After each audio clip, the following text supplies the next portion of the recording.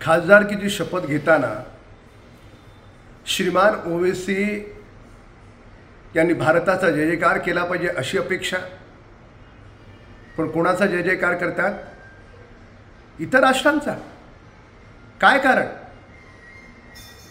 तुम्ही खायचं या देशाचं, मोठं या देशात व्हायचं, आणि खासदार झाल्यावर तुम्हाला मायभूमीची आठवण न येता जर इतर राष्ट्रांची आठवण येत असेल तर त्याच राष्ट्रात जाऊन राहा.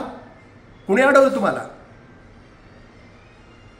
भारत माता की जय म्हणत म्हणत अनेक शहीद या देशाला स्वातंत्र्य मिळावं म्हणून फासाच्या सुळावर चढले.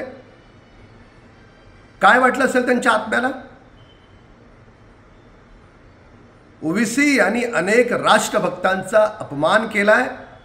त्यांची खासदारकी रद्द झालीच पाहिजे. एबीपी माझा, उघडा डोळे बघा नीट.